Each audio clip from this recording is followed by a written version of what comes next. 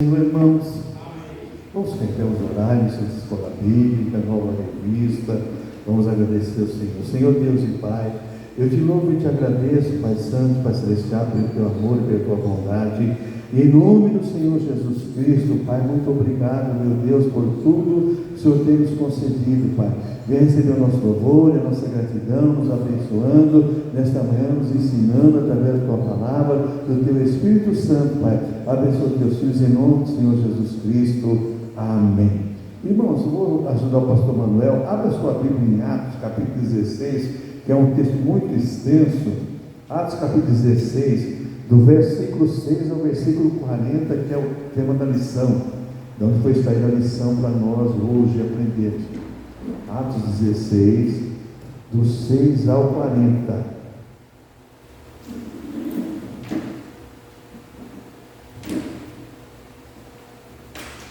Glória a Deus. Onde costumo fazer uma leitura responsiva.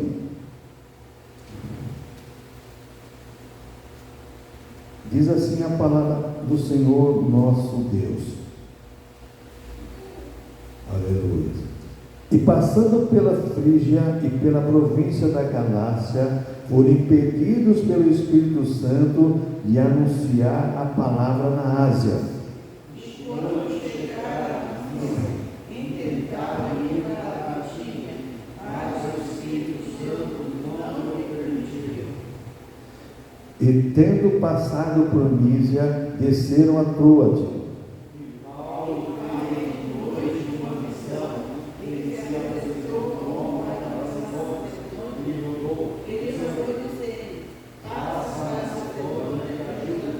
E logo depois desta visão, procuramos partir para a Macedônia, concluindo que o Senhor nos chamava para lhes anunciar o Evangelho.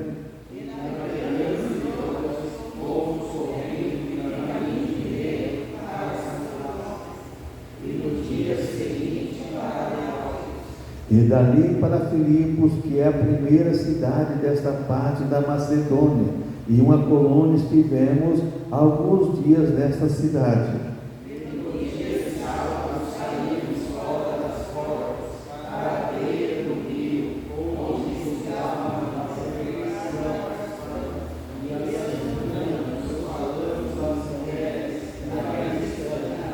E uma certa mulher chamada Lídia, vendedora de púrpura da cidade de Tiatira, que servia a Deus, nos ouvia, e o Senhor lhe abriu o coração para que estivesse atenta ao que Paulo dizia. E depois que foi batizada, ela em sua casa nos rogou, dizendo: se haveis de nada que seja fiel ao Senhor, entrai em minha casa, e ficai ali, e nos constituiremos.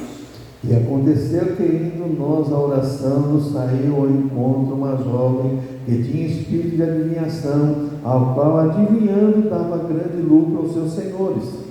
Esta seguia Paulo e a nós, clamava, dizendo: esses homens que nos anunciam o caminho da salvação são servos de Deus Altíssimo. E isto lhes fez ela por muitos dias.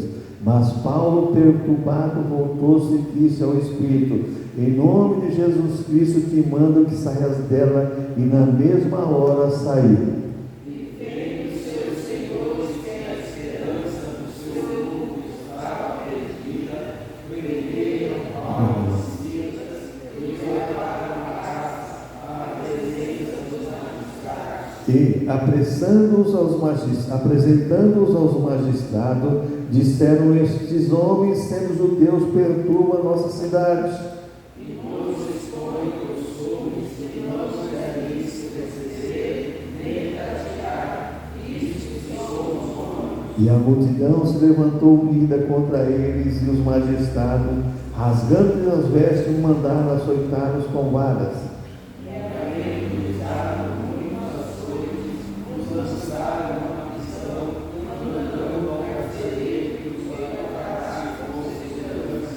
O qual, tendo recebido tal ordem, os lançou no cárcere interior e lhes segurou os pés no tronco.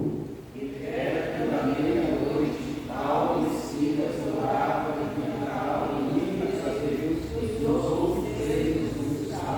E de repente sobreveio um tão grande terremoto que os alicerces do castro se moveram e logo se abriram todas as portas e foram soltas as prisões de todos.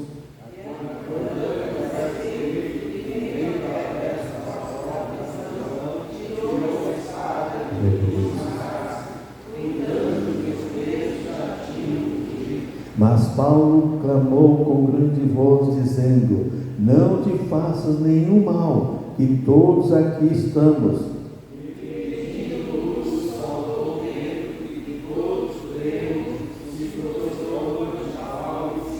E tirando-os para fora, disse: senhores, que é necessário que eu faça para me salvar?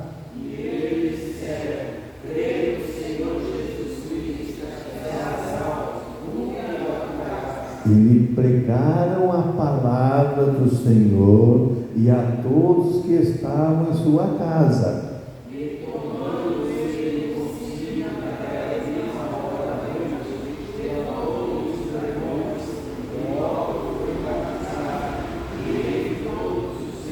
Então, levando-os à sua casa, lhes pôs à mesa a sua crença em Deus.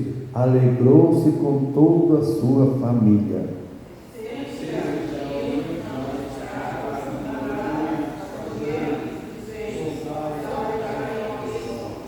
O carcereiro anunciou a Paulo essas palavras, dizendo: os magistrados mandaram que vos soltasse agora, pois sai e ide em paz.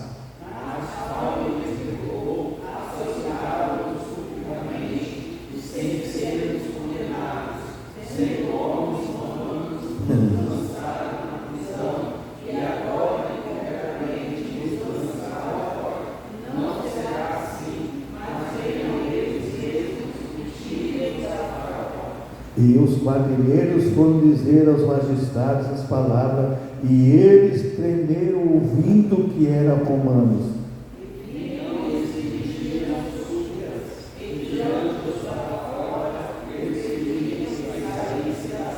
E saindo da prisão, entraram em casa de Lídia, e vendo os irmãos, os confortaram e depois partiram. Deus querido, muito obrigado pela tua palavra, Senhor. Abençoa teu filho, a tua palavra, nos ensina, nos capacita em nome de Senhor Jesus Cristo. Amém. Pode sentar, irmãos. E no 234 do nosso cenário, eu acho que é bem propício para nós essa lição. 234. Ó cristãos, ei avante, ei avante. Aleluia. Para a viagem missionária de Paulo.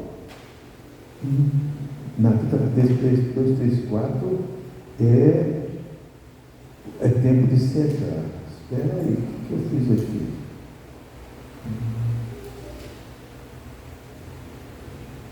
Em cristão, em avante, em avante.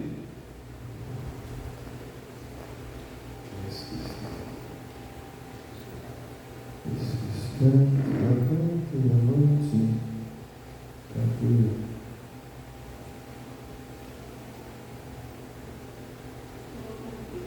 Hã? 2, 4, 3. 2, 4, 3. Meu Jesus pode assim. 2, 4, 5. Sabe que é por aqui? Ó cristão, ei avante,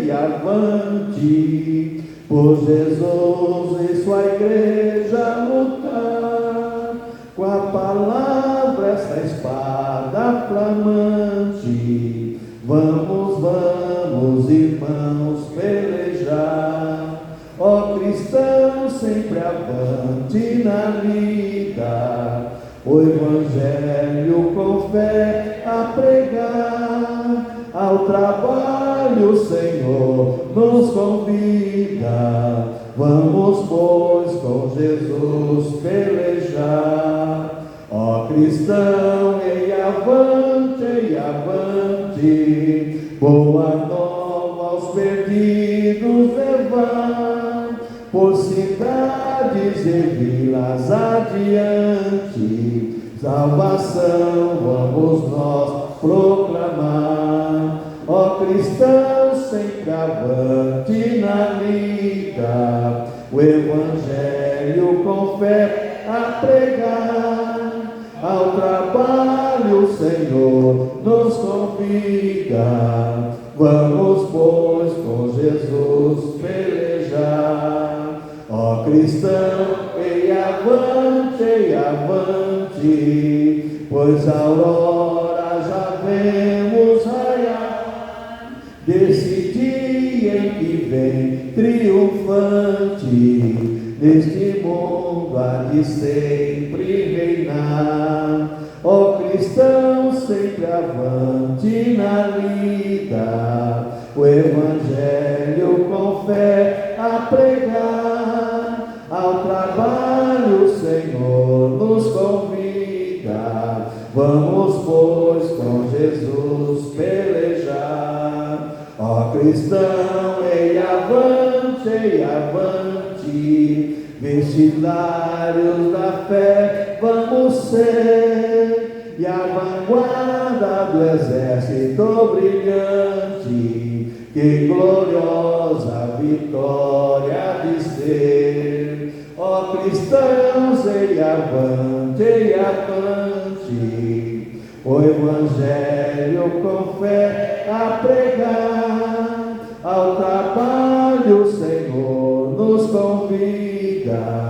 Vamos, pois, com Jesus pelejar. Ó cristão, ei avante, com coragem, sem nada temer, com Jesus divinal comandante, nós havemos, irmãos, de vencer. Ó cristão, sempre avante na lida, o Evangelho com fé a pregar. Ao trabalho o Senhor nos convida. Vamos, pois, com Jesus pelejar. Pastor Manuel.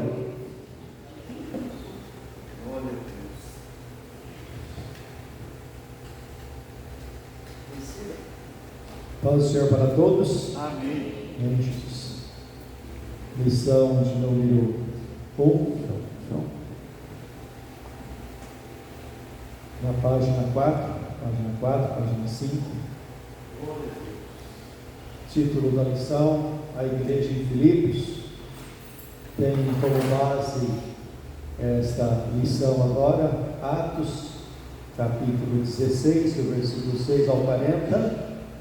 E também tem como base toda a carta aos Filipenses. Então, essa primeira aula é um panorama de Filipenses, que começa com o lado histórico, o pano de fundo que ele diz aqui na introdução.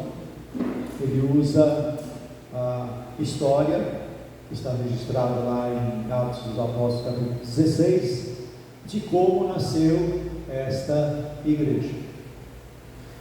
Então ele diz aqui na introdução: iniciamos hoje uma série de estudos expositivos na carta aos Filipenses. Quando diz expositivo, é que ele vai te levar versículo por versículo, ou tópico por tópico, né? Ele pega uma ideia principal em 1, 2 versículos e pega aquele tópico e vai te ensinar. Então, durante aí essas 12 aulas, você vai aprender um pouco de Filipenses. Para melhor compreender essa epístola paulina, faz-se necessário estudar um pano de fundo, ou seja, o lado histórico, né? Isto é, o contexto da segunda viagem missionária do apóstolo Paulo, que resultou na evangelização da cidade de Filipos e a inserção do evangelho no continente europeu. Bom, historicamente você sabe que quando Paulo, junto com mais alguém, empreendeu a segunda viagem missionária dele, não era a princípio a ideia dele de pregar em Filipos. A ideia principal dele era visitar as igrejas que ele havia estabelecido na sua primeira viagem missionária. Então ele fez um projeto e Deus fez outro. Quantas vezes na sua vida que você fez um projeto, mas no caminho, porque é assim, você começa a orar, você começa a buscar, mas Deus não te revela tudo de antemão.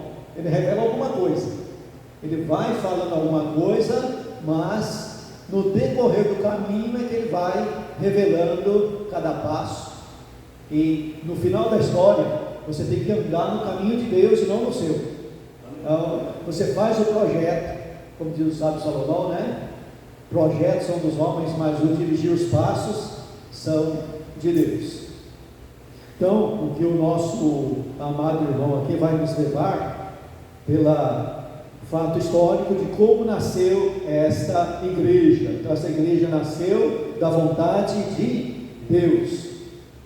Para tanto, vamos recorrer à passagem de Atos capítulo 16, que descreve a fundação da igreja de Filipos. Então, o pano de fundo, o lado histórico da fundação da igreja está registrado em Atos dos Apóstolos, capítulo 16. Então, a cidade de Filipos. Paulo tinha viajado por toda a Ásia Menor, pregando o Evangelho.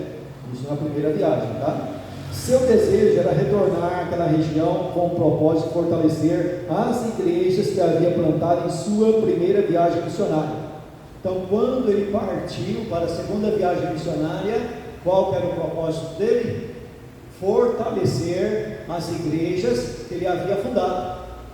Ele não estava com o pensamento de evangelizar em outro lugar. O pensamento dele era um pensamento pastoral.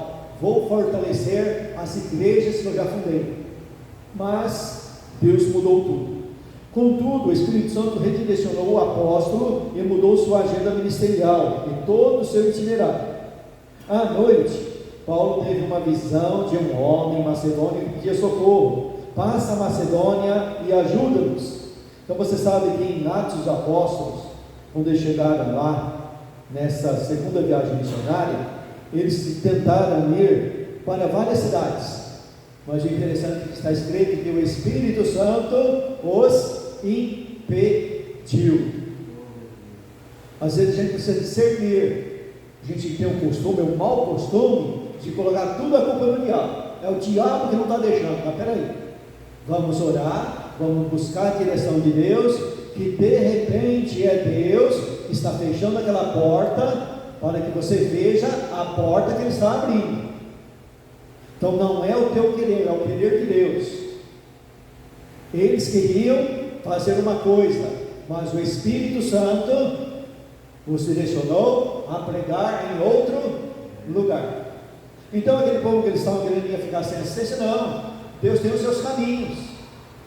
Se Deus não te quer aqui, Ele vai colocar outro no lugar e vai direcionar você aonde Ele te quer. Então, tanto a pessoa que ficou lá em Bitínia e em outros lugares serão usados por Deus, e a comitiva de Paulo vai ser usada por Deus em outro lugar.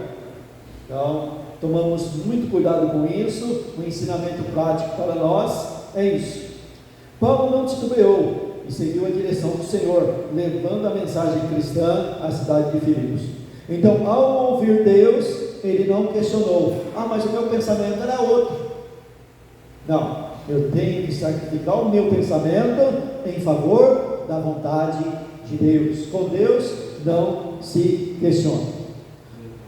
Subtópico A, página 5 aí. Filipos, uma cidade estratégica.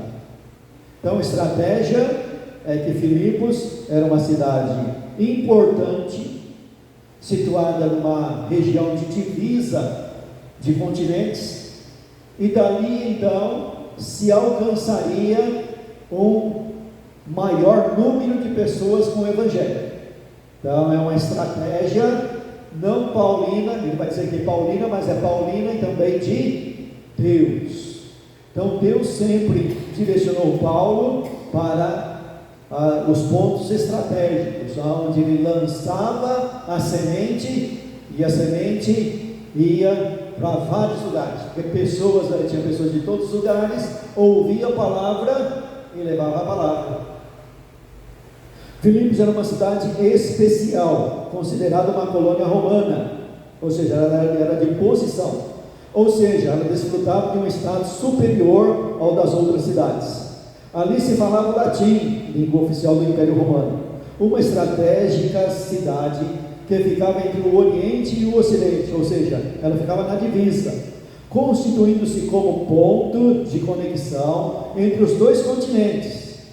Em seu ministério, Paulo sempre procurou empreender ações missionárias em cidades estratégicas. Por isso se deteve em Filipos, para ali plantar a primeira igreja cristã na Europa. Então ele, na sua primeira viagem missionária, ele evangelizou a Ásia. Agora ele vai evangelizar outro continente, o continente europeu, através de uma cidade estratégica. Tá? O teólogo William Barclay explica que essa cidade era um dos mais importantes centros comerciais no mundo antigo, por isso atraía pessoas de diversas regiões. E tendo pessoas de várias nações ali, o evangelho rapidamente iria se difundir para outros lugares. Por isso era uma cidade estratégica. Então é o ponto histórico daqui da lição que o autor quer nos fazer caminhar. Ponto B, a conversão de Lídia. Ao chegar à cidade de Filipos, Paulo pregou o evangelho primeiro a um grupo de mulheres que estavam à beira de um rio. Eram de origem judaica, pois estavam numa reunião de oração. Ali aconteceu a primeira conversão naquela cidade. Mediante uma poderosa ação do Espírito Santo, uma mulher chamada Lídia se converteu a Cristo. O Senhor tocou o seu coração e toda a sua família se converteu ao Evangelho. Atos 16:15. Lídia teve uma atitude de generosidade e convidou Paulo e sua equipe missionária para se hospedarem em sua casa. A igreja da cidade de Filipos nasceu em seu lar. Então note que dentro da história de Atos dos Apóstolos, existia então um grupo de mulheres orando. Existia um grupo, mas somente uma pessoa se converteu. E através dessa pessoa, toda a família dela se converteu. Ou seja, nós pregamos aos corações, nós pregamos à mente, não ao coração. Nós pregamos aos ouvidos da pessoa. A nossa mensagem só atinge o ouvido da pessoa. Paulo pregou para um grupo de mulheres, aos ouvidos delas. Mas o Espírito Santo pregou ao coração de uma pessoa. Então nós falamos o Evangelho de modo geral, como foi pregado ontem, lançamos a semente de modo geral. O Espírito Santo direciona a mensagem ao coração. Quando se prega o Evangelho, acontece a primeira coisa: conversão. Pessoas ouvem, não todos, mas alguns ouvem e se convertem. Primeira coisa que acontece quando se anuncia o Evangelho é que alguém se converte. É um número menor do que os ouvintes, mas se converte, e se converte de verdade. Alguém disse certa vez assim, crente convertido trabalha, crente convencido dá trabalho. Crente convertido dá fruto, crente convencido dá fruto contrário. Então que eu e você seja convertido e não convencido, né? Mas nós temos que usar todo tipo de argumento para levar a pessoa a Cristo. Mas se Deus não trabalhar no coração, a pessoa nunca se converte. Então nós temos no ponto B a primeira conversão. A primeira coisa que acontece quando se prega o Evangelho, alguém se converte de verdade. C, subtópico C aí, a libertação da jovem possessa. Em Filipos aconteceu também o episódio em que Paulo expulsou o espírito de adivinhação de uma jovem possessa por espíritos malignos.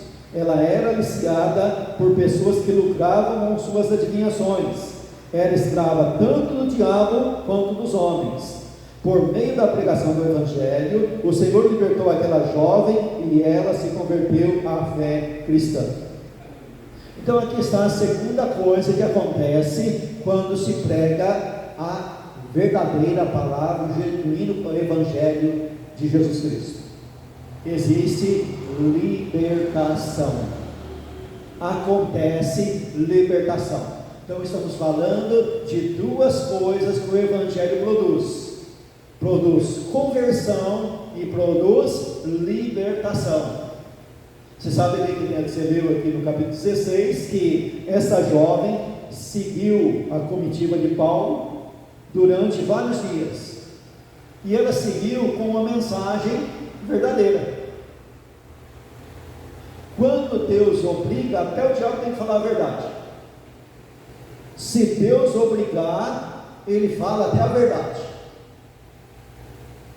E a verdade que ela falava é: esses homens que nos anunciam o caminho da salvação são servos do Deus Altíssimo. E ela repetiu essa mensagem durante vários dias. Mas sabe quando bate aquele negócio em você assim, ó, bateu alguma coisa na minha cabeça que tem alguma coisa errada? O que ela está falando está certo, mas tem alguma coisa por trás disso daí? Sabe aquele negócio que bate em você assim, sabe? Aquela intuição que geralmente tem as mulheres, que é o sexto sentido que falam, ou é o sétimo, sei lá. É o sétimo, né? Sabe quando bate aquele negócio, mas peraí, tem alguma coisa errada? Não é a mensagem que está errada, mas tem alguma coisa estranha. E Paulo então teve o discernimento. Às vezes não é só ver se a mensagem está certa, a mensagem está certa, mas tem que ter o discernimento também. Tem alguma coisa por trás. Esse camarada é meio estranho. Tem alguma coisa estranha nesse cara. Tem alguma coisa estranha nessa mulher. Tem alguma coisa estranha nessa pessoa que se diz pastor, nessa irmã que se diz profetiza. Tem alguma coisa estranha. E aí vem o discernimento. E vindo o discernimento, Paulo soube que era um espírito maligno e que era para expulsá-lo. Então, quando se prega o Evangelho, tem conversão e tem libertação. Agora você sabe que quando se liberta alguém das garras do diabo, o primeiro que fica bravo quem é? O próprio diabo. Ele perdeu. Se ele estava irado, ele vai ficar mais irado ainda. Mas não é só o diabo que fica irado. Os homens também ficam. Porque em certo sentido, os homens estão aliados ao diabo. Por quê? Os homens estão aliados aos demônios. Por quê? Veja os pormenores desse texto. Os pormenores desse texto diz que os homens tinham grande lucro com o espírito de adivinhação dessa jovem. E quando esse espírito de adivinhação foi expulso, o que aconteceu? Eles perderam a fonte do seu lucro. O leite secou. A galinha de ovos de ouro, de ovos de ouro, não bota mais. Tem um texto em Atos dos Apóstolos que Paulo chegou numa cidade de Éfeso, e pregou de uma tal maneira que multidões se converteram. E ao se converterem, eles queimavam os livros de magia negra e jogavam fora os ídolos mudos. O que aconteceu? Quem lucrava fazendo aqueles ídolos falou: peraí, calma lá, estamos falidos. Se a gente não colocar um basta nisso aqui, a gente está falido. Vamos perder a nossa mina de dinheiro. Por quê? Porque o povo está entendendo e compreendendo que isso que a gente faz não é Deus, e vai parar de comprar.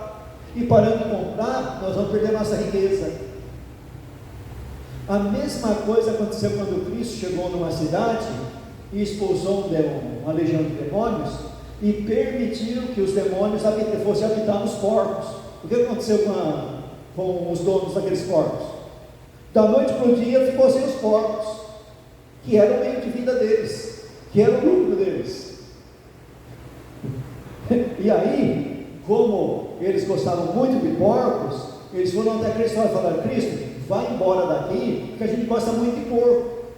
Porco é o nosso meio de vida. Se você ficar aqui, nós vamos perder os nossos porcos, tudo vai sobrar um. Mas Jesus não sabia?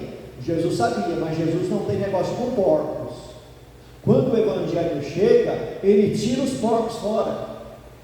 E tirando os porcos fora, vai-se então um meio de vida daquelas pessoas. Pensa bem, se todo mundo se tornasse crente mesmo e parasse de fumar, o que acontecia com a indústria de cigarro? Falia. Se o cara realmente virasse crente e parasse de beber 51, o que aconteceria com a fábrica da 51? O Lula morria.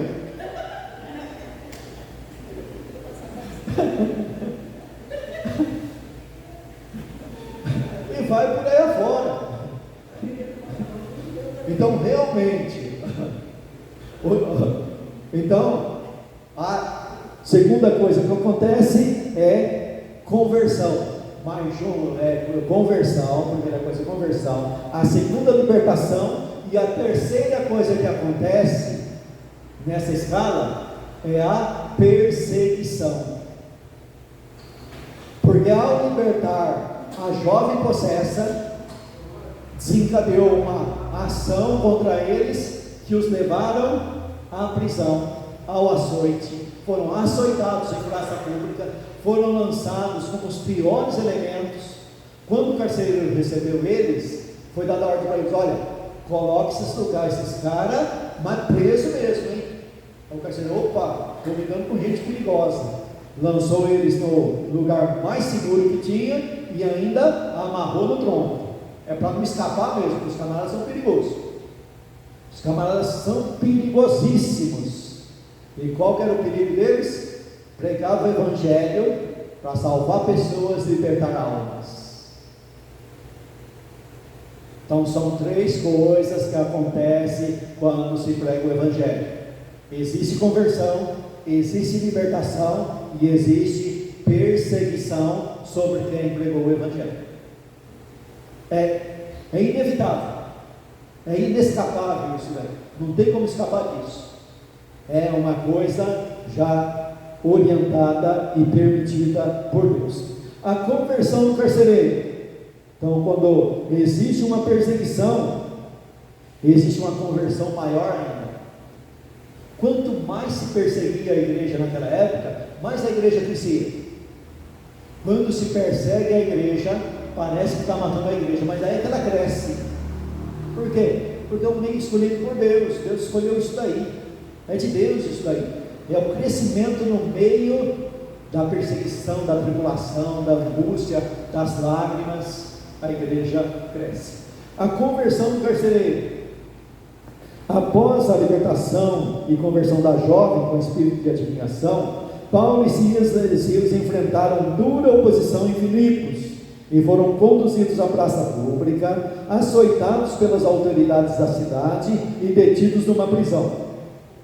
Veja que a condenação deles, olhando humanamente assim, está tudo certo. Por que está tudo certo? Porque aos olhos humanos existe uma legalidade nisso. Levaram eles para uma autoridade. A autoridade pegou, só que tem uma coisa aqui, existe um erro nessa autoridade. Eles não analisavam no caso mesmo detidamente, eles foram pela emoção. E as autoridades estão sempre sujeitas a isso, principalmente se essas autoridades estão querendo holofotes da multidão. Se a multidão está querendo, a gente não vai nem investigar, vamos fazer a vontade da multidão, porque fazendo isso, nós estamos bem com a multidão. Crucificar Cristo para ficar bem com a multidão, vamos lá. Mesmo Pilatos não querendo, ele quis satisfazer a multidão. Então, na multidão, nem sempre existe realmente justiça, ou nunca existe justiça na multidão. A multidão vai pela emoção. Os líderes judaicos sabiam disso daí, e para crucificar Cristo, eles inflamaram a multidão. Porque inflamando a multidão, quem está no comando é levado também a fazer o que a multidão quer.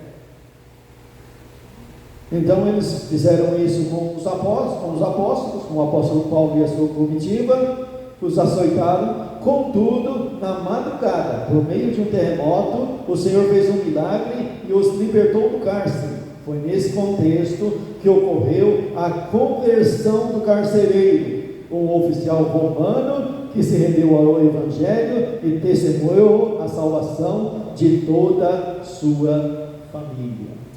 Então, no meio da perseguição, da prisão, apanharam, e lá diz o texto, né, por volta da meia-noite, Paulo e Silas cantavam e os presos ouviam. E houve então um terremoto. O interessante é que o pormenor do texto diz que os presos ouviam, os presos estavam acordados, os presos ouviram o hino, ouviram a mensagem através da boca de Paulo e Silas, e ouviram e viram o terremoto, e viram as suas cadeias todas caíram, porque todos automaticamente ficaram livres no mesmo instante. E o texto diz que o carcereiro estava dormindo. Ele não ouviu, ele não viu. Tem gente que vê, ouve e escuta o terremoto, mas não se converte. E tem gente que estava dormindo, acorda, vê o que aconteceu, tenta se matar, e Paulo diz: olha, não faça nada a ti, porque todos estamos aqui, ninguém fugiu. Aí ele olha para essa mensagem simples, ouve essa mensagem simples e se converte. Conversão é mistério. Pode trovejar, pode ficar bravo, pode sapatear, que o camarada não se converte, mas se Deus falar ao coração, ele se converte, mesmo não vendo, mesmo não ouvindo, mesmo querendo se matar depois que vê, ele se converte. Então é o agir do Espírito Santo, é o agir de Deus, amém?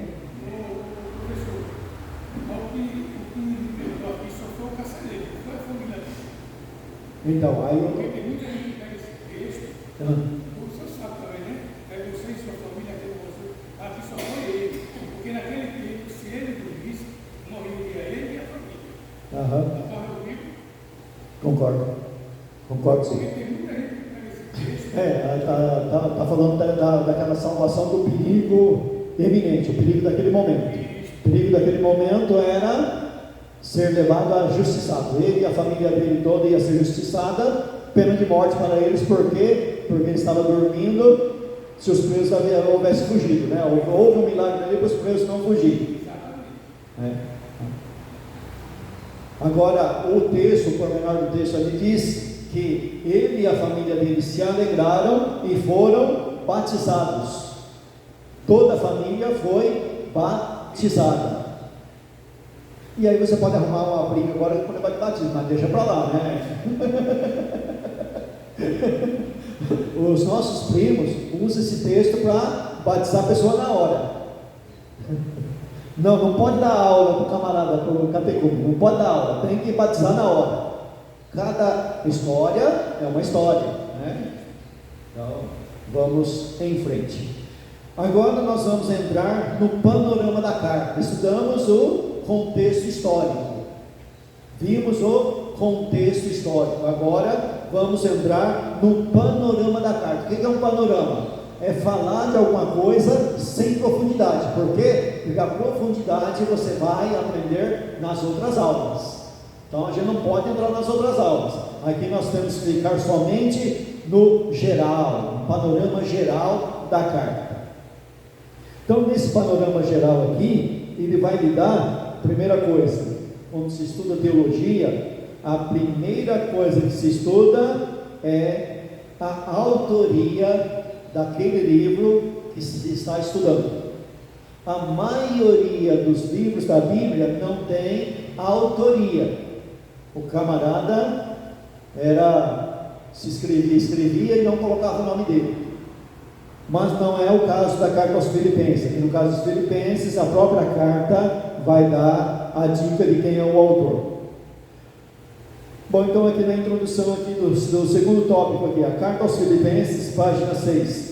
o apóstolo estava preso em Roma quando escreveu essa epístola, depois de ter recebido a visita de Epafrodito. Epafrodito é um personagem enviado pela igreja de Filipos, um dos líderes da igreja, que foi a Roma para levar uma oferta para o apóstolo Paulo e também lhe dar informações a respeito da igreja. Paulo escreveu para agradecer a oferta e orientar os filipenses quanto aos assuntos práticos e teológicos apresentados por Epafrodito. Então, quem ocasionou toda a escritura dessa carta aqui foi esse enviado pela igreja de Filipos, chamado Epafrodito. Ou seja, Paulo teve informações, Paulo teve fontes, ele recebeu de uma fonte material, ideias para estar escrevendo a sua carta, tá bom? Autor da carta aos Filipenses. As evidências da própria carta comprovam conclusivamente que o apóstolo Paulo foi o autor. Bom, então dentro da própria carta você vai encontrar mais de uma vez Paulo se referindo a si mesmo como o autor. Mas por que a gente numa escola dominical fica discutindo essas coisas? É que dentro do mundo acadêmico, quando se estuda, e você não pode fugir disso, mesmo que você não goste, você tem que se ater a isso. Existe aqueles que se levantam, que são chamados críticos literários. O que os críticos literários fazem? Eles tentam lançar dúvidas sobre o texto que ele está analisando. O trabalho do crítico literário não é vir aqui e confirmar para você a carta aos Filipenses, é lançar dúvidas sobre a carta aos Filipenses. E a primeira dúvida que eles lançam sempre é sobre a autoria. Por que é importante para nós estabelecermos uma autoria? Porque Jesus Cristo estabeleceu a sua igreja, e ao estabelecer a sua igreja, ele estabeleceu escribas para a sua igreja. Então só tem autoridade para escrever uma carta para a igreja se essa pessoa foi constituída por Cristo. E para ser constituído por Cristo, para se escrever uma carta à sua igreja, tem que ser pelo menos apóstolo de Cristo. Então, para uma carta ter validade sobre a igreja, precisa ter sido escrita por um apóstolo. Então, se lança dúvida sobre a autoria, se lançou dúvida sobre a autoria, anula-se a carta. Por quê? Porque não foi um apóstolo que escreveu. Está vendo como o crítico faz? O crítico lança a dúvida para tirar a carta de você e falar para você: você não precisa acreditar nisso aqui. Não foi o próprio Cristo que escreveu isso. Essa pessoa não foi enviada por Cristo para escrever.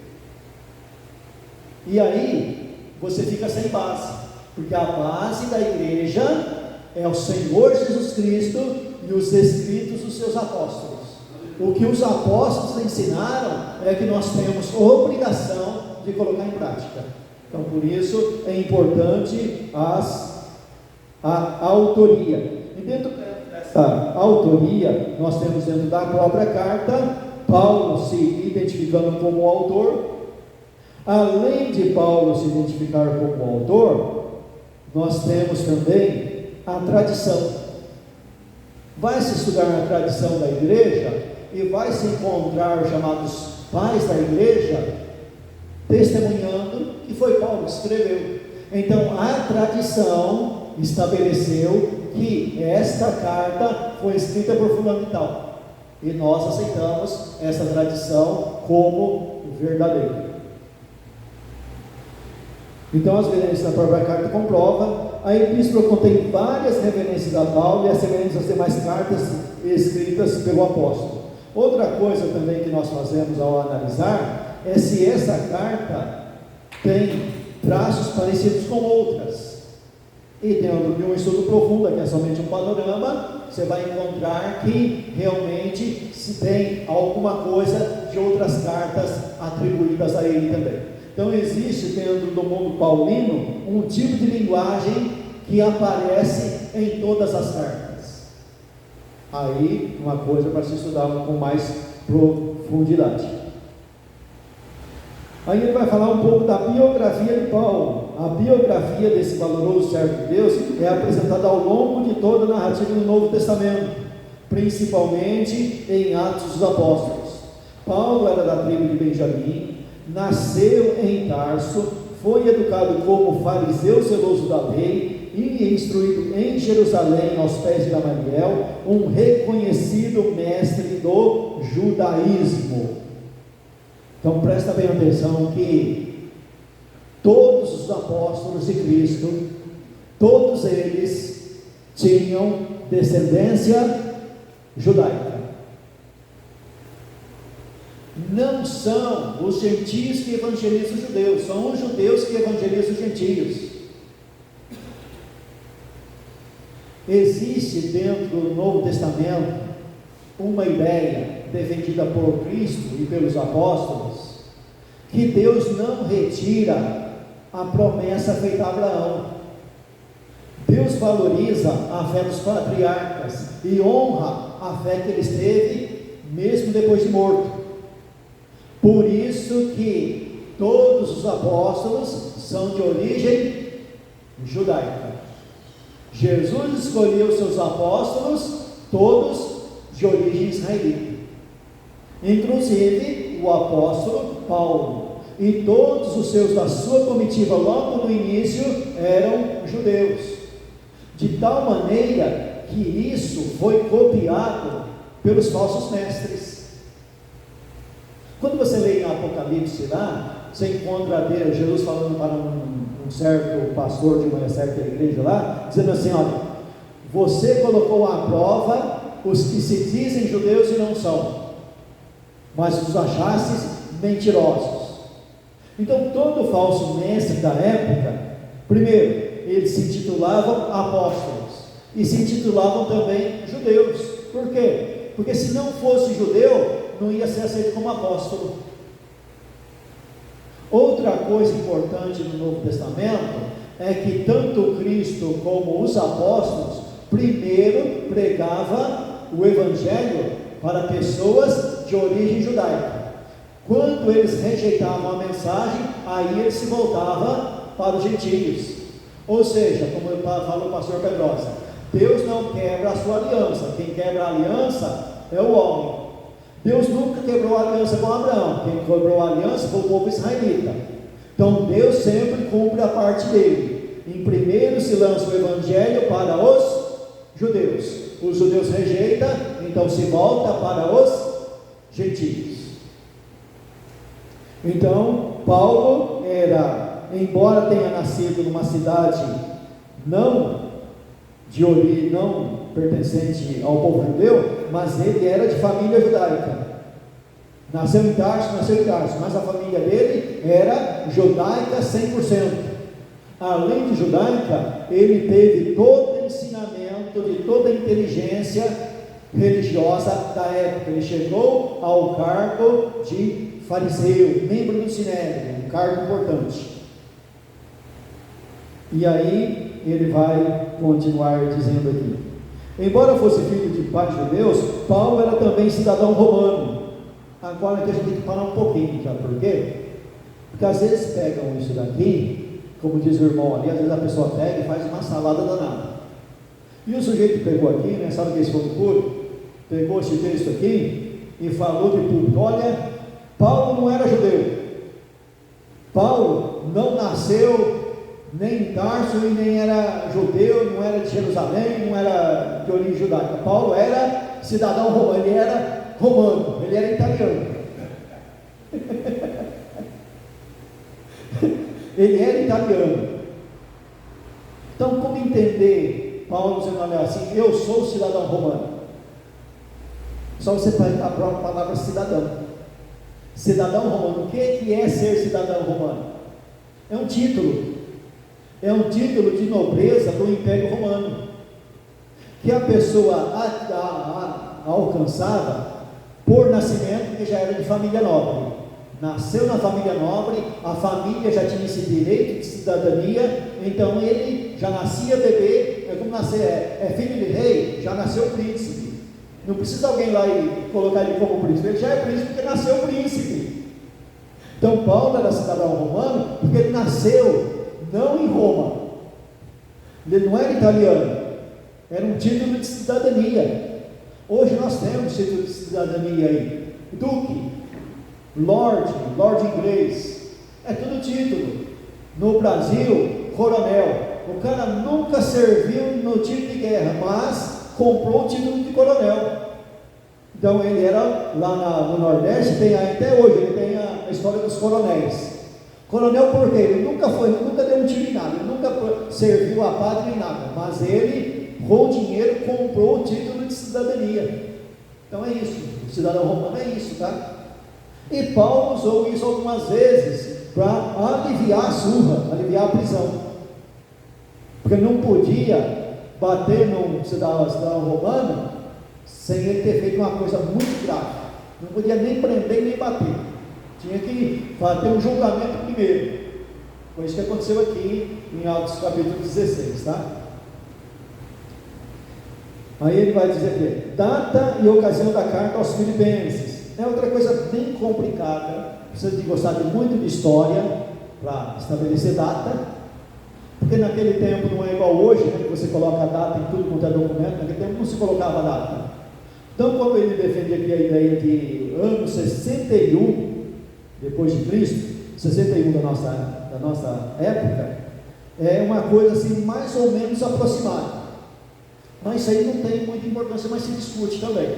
Então, foi escrito, ele vai defender aqui que foi escrito, primeiro, Paulo escreveu essa epístola da prisão. Puxa vida, da prisão. Coisa estranha, né? Mas o Novo Testamento, a Bíblia fala pelo menos de 3 prisões que Paulo sofreu. Uma delas foi aqui em Filipos, e a última em Atos dos Apóstolos foi na própria Roma, da onde a igreja no passado, né, a história entende, compreende e acredita que ele escreveu essa carta da prisão de Roma. Agora, que ele escreveu da prisão está dentro da própria carta, aonde ele vai dizer assim, olha, você lê na carta aos Filipenses, você vai encontrar ele falando assim, ó, as minhas prisões contribuíram para um maior proveito do Evangelho. Você vai ler isso. Então Paulo está escrevendo de dentro da prisão. E aí você para pensar assim, isso foi providência de Deus, porque ele, como missionário, no campo missionário, jamais iria ter tempo de escrever, e nem digitar para alguém escrever, porque a maioria das cartas ele digitava e alguém escrevia, mas preso, ele teve tempo de escrever, e tendo tempo de escrever, a carta não chegou só aos Filipenses, chegou para nós.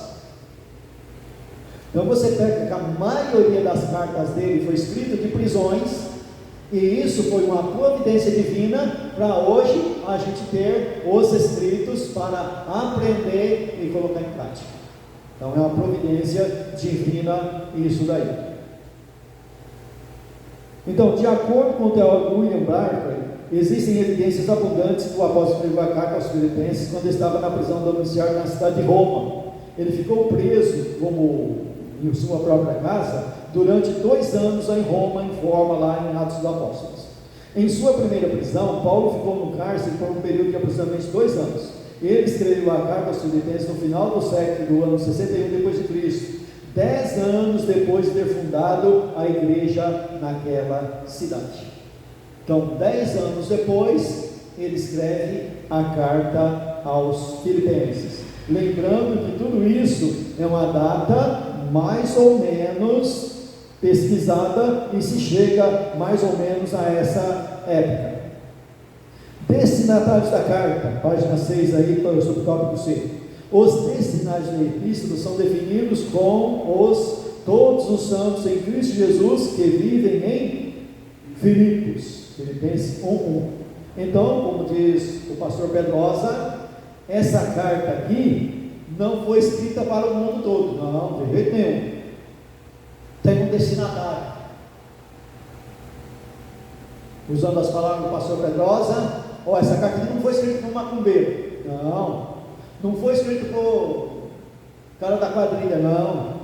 Essa carta foi escrita para os santos, os santos que estão em Filipos, um ponto geográfico onde a igreja se reunia naquela época. Aquela igreja de Filipos se reunia lá e foi escrito para eles. Então esse nome santo aqui nos remete para a santificação posicional. O que é santificação posicional? Você foi colocado na situação de santo. Quem? Esses que acreditaram no Evangelho, que moravam em Filipos. Pode se estender a nós hoje? Pode. Sabe por quê que pode se estender a nós? Porque está escrito aqui que estão em Cristo. Então não importa a posição geográfica, o que é importante é estar em Cristo. Se está em Cristo, faz parte da santificação posicional. É colocado em Cristo na situação de santo, santificado, lavado e remido pelo sangue de Cristo, comprado por bom preço.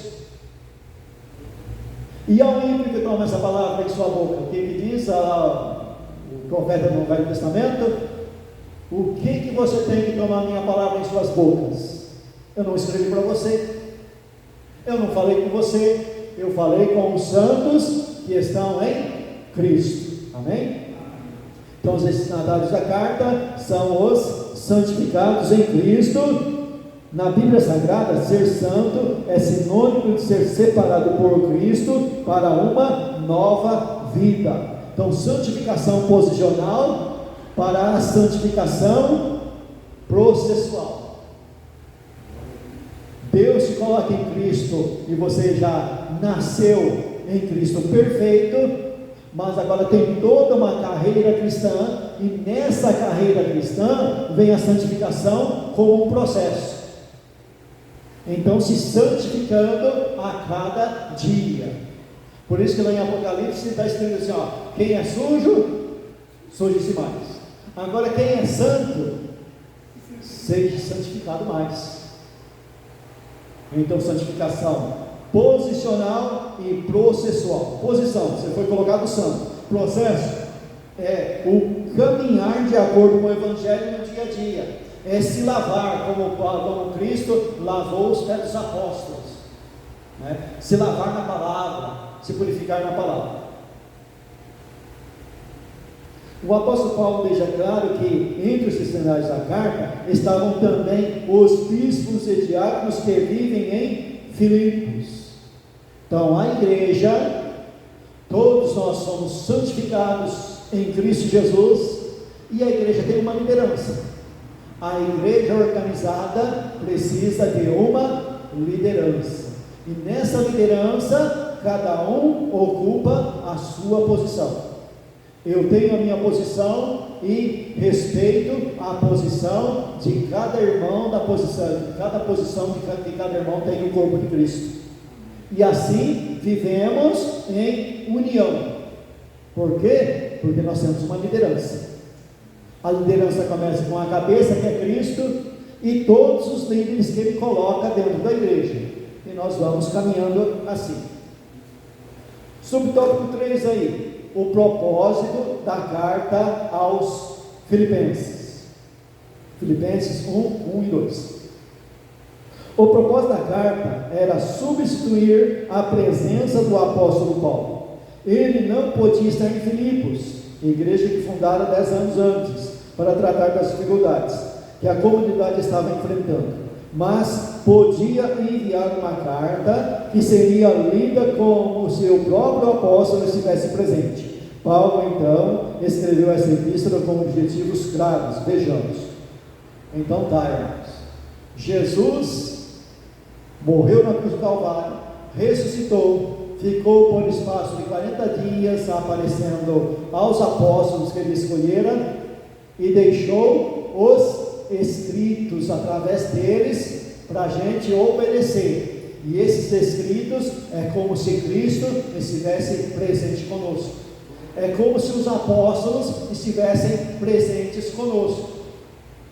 Nós não precisamos agora estabelecer novos apóstolos. Não, de jeito nenhum. Esse título foi dado uma vez para 12 homens e se encerrou ali.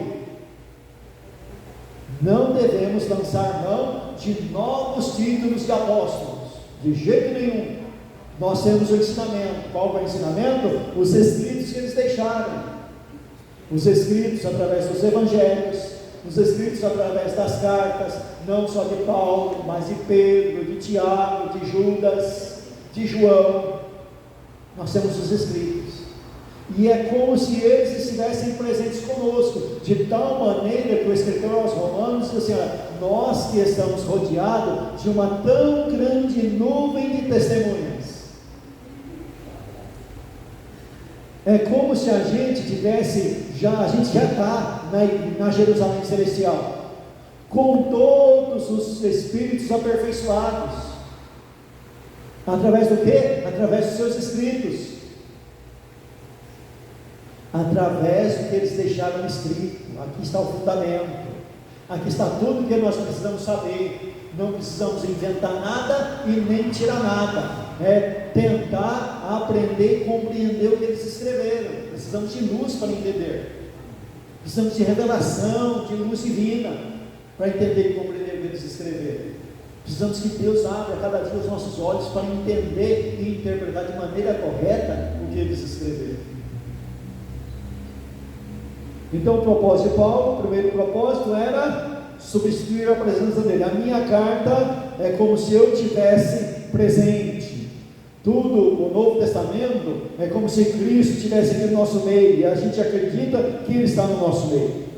Um agradecimento, um agradecimento especial à igreja de Filipos.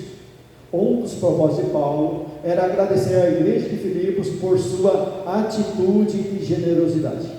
Epafrodito levou uma oferta da igreja ao apóstolo Paulo, que em forma de agradecimento escreveu essa carta aos filipenses. Essa amada igreja enviou ofertas generosas para atender os pobres da Judéia, segundo Coríntios 8, do 1 ao 5. Enquanto Paulo esteve em Tessalônica, a igreja lhe enviou sustento 2 vezes. No período em que esteve em Corinto, Paulo recebeu socorro financeiro da igreja de Filipos. Quando esteve preso em Roma, a igreja enviou a ele Epafrodito com donativos e para lhe prestar assistência na prisão. Então, na realidade, essa igreja aqui nunca abandonou Paulo. Eles sempre ajudaram Paulo financeiramente. Olha, Paulo pregou o evangelho durante alguns anos na cidade de Corinto. E a igreja de Corinto não estava nem aí com ele, não dava um pão para ele, não dava uma cesta básica, não dava nada para ele. Tinha dono, né? E a igreja tinha bastante dono. A igreja lá, todo mundo tinha dom espiritual. Aí os caras empinavam o nariz e falavam: não, pai, quem manda somos nós. Nós temos dom, a gente tem dom. Esse pastor aí, esse bicho é carnal, você vive na carne. Quem sabe sou eu. E o camarada só não morreu de fome. Paulo só não morreu de fome lá, os anos que ele ficou lá, porque a igreja de Filipos é que sustentava. Mas Paulo não trabalhava com as próprias mãos, ele não disse lá em certo lugar que ele trabalhava com as próprias mãos. Em lugar que ele chegava, dava um serviço para ele trabalhava. Mas às vezes, como missionário, você chega num lugar lá, quem te dá serviço? Ninguém te dá serviço, não. Às vezes chega na cidade lá, os caras fazem te isolar. Por quê? Porque tem pouco serviço, tem pouco trabalho. Já chegou mais um aqui para tomar o nosso serviço, para tomar a nossa boquinha. É tido como concorrente, não como pessoa que está indo abençoar. E era assim que acontecia. E hoje em dia, principalmente nas igrejas de hoje, acontece muito isso daí. Envia um missionário, envia, mas depois abandona. Abandona ele lá no campo. Acho que isso aí foi espinho na carne. Foi espinho na carne, né? Esse assunto é polêmico. Isso está pano para manga. Isso está pano para manga. Qual foi o espinho na carne de Paulo? Mas era um dos, né? Era um dos. Mas é assim, né? Muitos missionários aí se vê abandonados, porque enviam eles. Você quer ver? A igreja envia, depois muda o pastor que enviou. O outro que vem, a tendência é cortar. É igual político, né? O político está fazendo uma obra, ele perdeu a eleição, o outro ganha. O que ganhou faz? Que não é do mesmo partido, corta tudo. Corta tudo. Isso é política brasileira. Política brasileira é assim, né? Corta tudo. E aí, infelizmente, isso acontece nas igrejas também. Então, uma das coisas que Paulo escreveu, primeira coisa, substituir a sua presença. Segunda coisa, fazer um agradecimento. Obrigado que vocês me enviaram. E se você for ver os pormenores, você vai encontrar isso em toda a carta aos Filipenses, ele agradecendo. Ponto B, subtópico B da página 7. Paulo escreveu também com o propósito de alertar a igreja de Filipos sobre o perigo dos falsos mestres. O apóstolo Paulo nos chama de adversários, inimigos da cruz de Cristo. William Hendrickson afirma que os mestres apresentados na carta aos Filipenses eram judeus legalistas. Após o período de 10 anos em que Paulo havia iniciado a igreja, alguns judaizantes se aproximaram do rebanho, trazendo uma mensagem diferente daquela pregada pelo apóstolo Paulo. Sua justiça estava fundamentada na lei de Moisés, e por isso desprezavam a graça de Deus. Paulo explica que esses falsos mestres viviam como inimigos da cruz, desonrando o evangelho e pensando somente nas coisas deste mundo. Então, uma coisa que é de praxe, Jesus Cristo predisse, o apóstolo Paulo predisse, Paulo falou sobre esse assunto, Judas falou sobre esse assunto, o pastor Pedrosa pregou aí durante vários domingos a carta de Judas, aonde tem a exortação para se tomar cuidado com os falsos mestres. Os falsos mestres. Aqui na carta aos Filipenses, Paulo usa um termo bastante duro, mas é verdadeiro. Paulo chama eles de cães. Cães. Esses falsos obreiros. Em outro lugar, aos Coríntios, Paulo faz a comparação com eles, com espírito de demônio. O próprio Satanás se transforma em anjo de luz e os seus apóstolos em ministros de justiça. Então eles não chegam de rabo e chifre e já aparentando que são falsos. Não. Eles chegam, você olha superficialmente, são tudo verdadeiro. Mas depois eles dançam o erro deles. Aqui o autor da revista fala assim que eles eram legalistas. O que é legalista?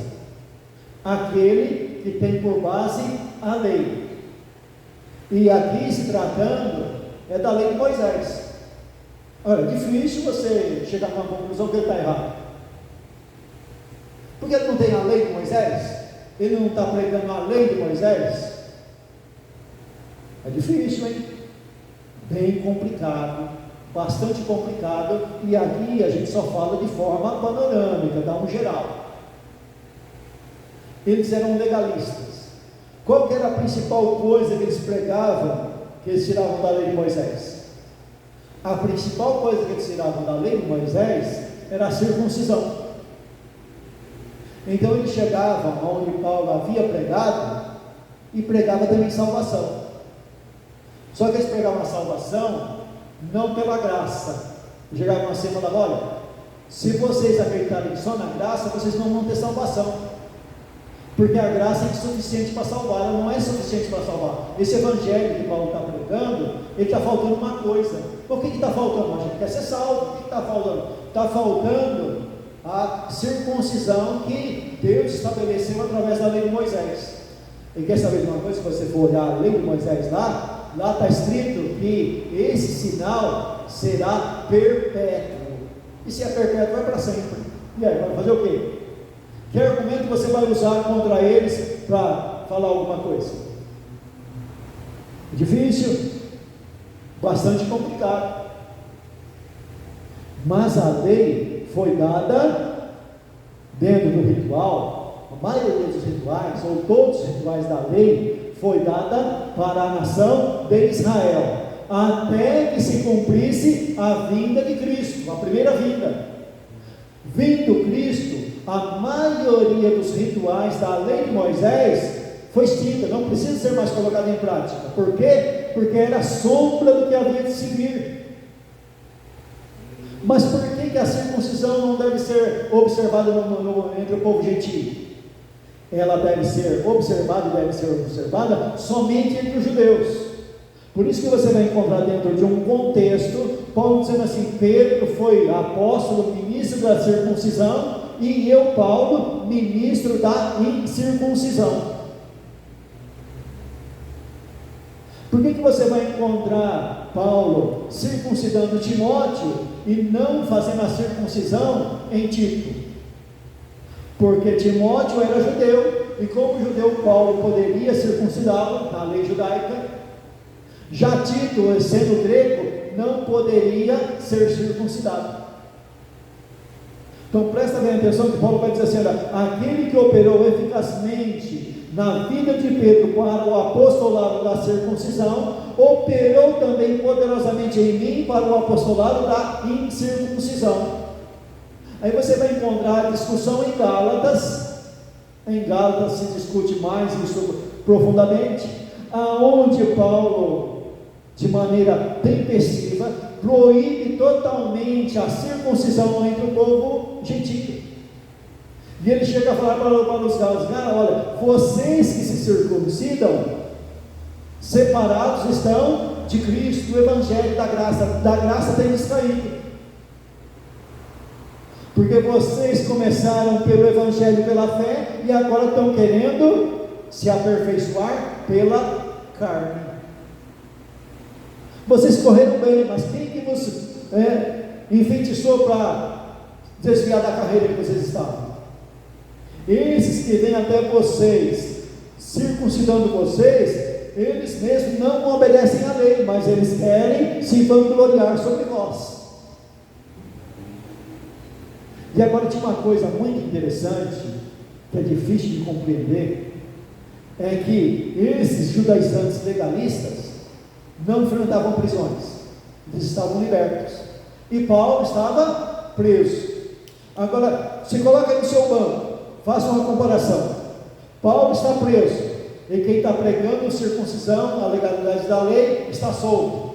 Eu fico com quem? Paulo está preso, passando fome, passando necessidade, sofrendo perseguição, e os legalistas estão de bucho cheio, ganhando muito dinheiro e de asa aberta. Eu fico com quem? Difícil, hein? A história continua. O camarada está andando de iate com a fé dos outros e põe lá: Deus me deu iate. Sabe por que você não tem? Porque você não tem fé. Vivendo da fé dos outros, comprando avião, comprando iate, vivendo do bom e do melhor, levando mulheres e mais mulheres lá para dentro com o dinheiro da fé dos outros, e você não tem fé. Você fica com qual obreiro? Qual obreiro? Não, olha, sabe o que eu tenho? Porque Deus me abençoou, ainda usa o nome de Deus, no engano. Difícil, hein? Complicadíssimo, mas vamos em frente.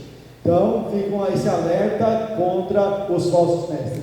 Já estamos terminando, tá, irmãos? A lição não está cansativa não, eu acredito que não. Apesar de ser histórica, não está cansativa não. A estrutura da carta aos Filipenses. Aqui o que ele vai fazer aqui no final da lição, sobre o tópico C aí, é um esboço da carta, tá?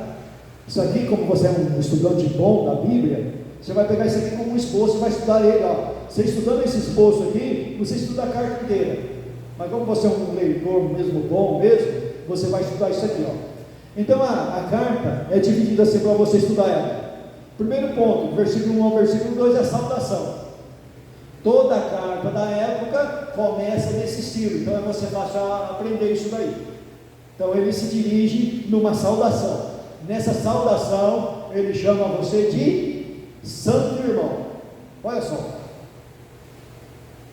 santo irmão, santidade, você é santo. Quem te colocou santo? Deus te colocou santo. Então é a saudação. Aí o ponto 2 da carta aqui, ações de graça e oração. Você vai aprender isso aqui a fundo na segunda lição. Então você já pega a segunda lição aqui e aprende aqui, esse ponto 2 aqui. Ó, ação de graças e oração. Eu dou graça pela igreja. Quantas vezes você já agradeceu pela igreja? Obrigado pela vida do pastor que eu tenho. Obrigado pela vida dos irmãos que tem aqui. Paulo, quando vai escrever para a problemática igreja de Coríntios, né, como o pastor Pedro bem falou aqui na aula aqui, que estava cheio de dono, ele começa agradecendo. E ele agradeceu pelo quê? Obrigado, olha Senhor, nenhum dom falta para vocês. Ele elogiou a igreja. Nenhum dom falta para vocês. Vocês estão cheios de dons espirituais. E eu agradeço a Deus por isso. Será que tem motivos na igreja para você agradecer a Deus? Tem sim. Afinal de contas, a igreja é problemática, mas foi através da igreja que Deus estabeleceu o seu evangelho. O seu evangelho é levado ao mundo através da igreja organizada.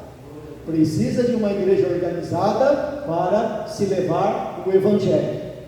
Por isso, alguém disse com muita propriedade na rede social: a igreja não salva, mas todo salvo procura uma igreja para congregar. A igreja não te salva, mas você é salvo e é inserido pelo Espírito Santo dentro da igreja. E fica lá. Se ninguém te mandar embora, você fica. E se alguém te mandar embora, você vai para outra, mas sem igreja você não fica. O salvo não. Não tem desigrejado com o salvo. O salvo procura sempre uma igreja. A gente está viajando, a gente procura uma igreja. Está de viagem, fica um mês fora, não fica um mês aí na igreja não. Vai em algum lugar. Em algum lugar a gente vai. Mas que vai. Por quê? Porque o salvo procura sempre uma igreja. Esboço número 3 aí. A verdade do evangelho. Então, Paulo agradece e agora ele vai expor a verdade do seu evangelho. Ele vai falar sobre a verdade do evangelho. Você vai estudar isso aí na carta, as 12 lições, as 11 lições aí pela frente. Ponto 4 aí. A verdade contra os erros. Então ele não fala somente contra os falsos mestres. Ele traz ensinamento contra os ensinamentos errados dos falsos mestres. Por isso que alguém defende assim que você tem que ler não somente o que te agrada, o que desagrada também. De vez em quando você tem que pegar a mensagem do cara errado lá, do camarada, a heresia lá, e estudar ela um pouco para saber refutar aquela heresia. E tem heresias aí que olha para você refutar, é complicadíssimo.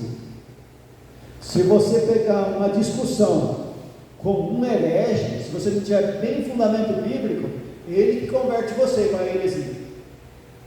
E você nunca vai conseguir converter um herege para a verdade.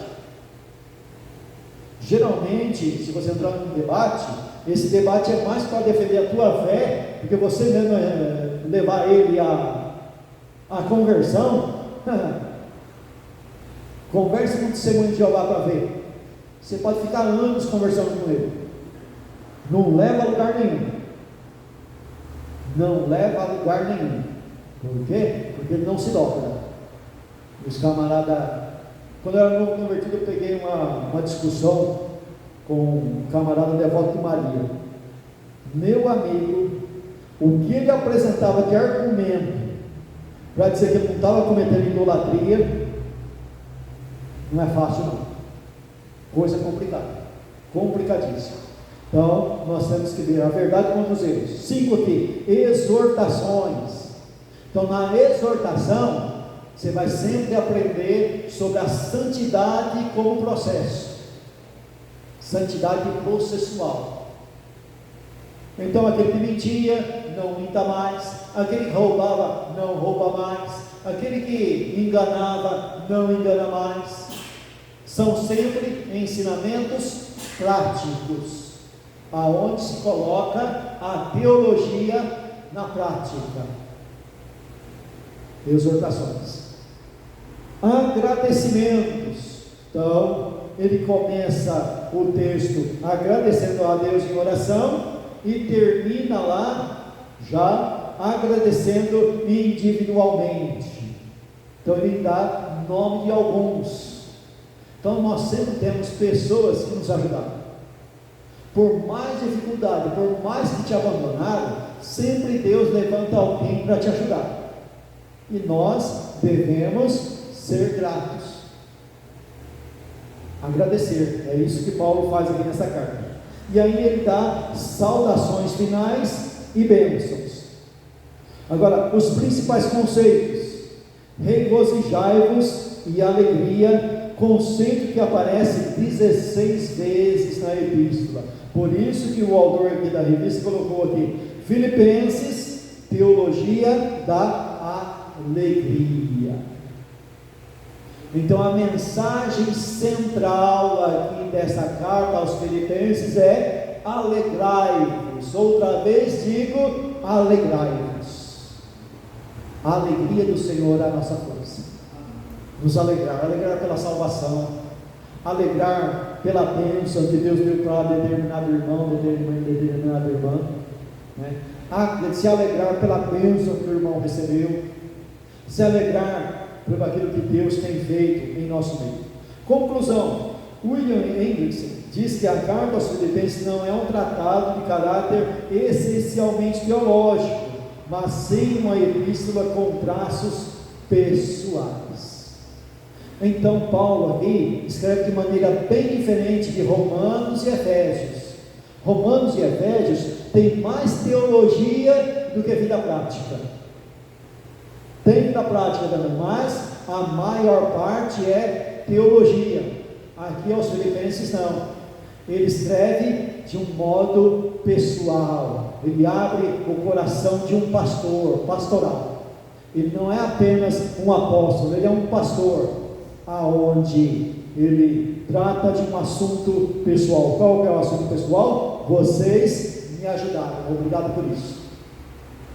Vocês foram meus cooperadores, me mandando o necessário. Vocês me mandaram Epafrodito para me consolar. Obrigado a vocês. Ficaram sem um grande obreiro aí, enquanto ele está aqui, vocês estão sentindo falta dele aí, mas vocês me mandaram ele aqui para me consolar. Vocês abriram mão do consolo que é a presença deles aí, porque tem a presença de um grande homem de Deus, uma grande mulher de Deus, é muito bom, mas ela se ausentando, ele se ausentando, o outro lugar que é abençoado, e vocês abriram mão dessa bênção e enviaram essa bênção para mim. Obrigado. Então é uma questão pessoal. Paulo tinha um apreço especial por essa amada igreja. Foi por meio de seu ministério que a igreja foi plantada naquela importante cidade, quer dizer, através de Paulo, né? Posteriormente, Filipos foi a única igreja que se associou ao apóstolo desde o início para sustentá-lo, apoiando o seu ministério sistematicamente. Filipenses, capítulo 4, versículo 15, amém? Que Deus te abençoe e você possa se preparar para as próximas aulas e aprender bastante com essa revista, amém?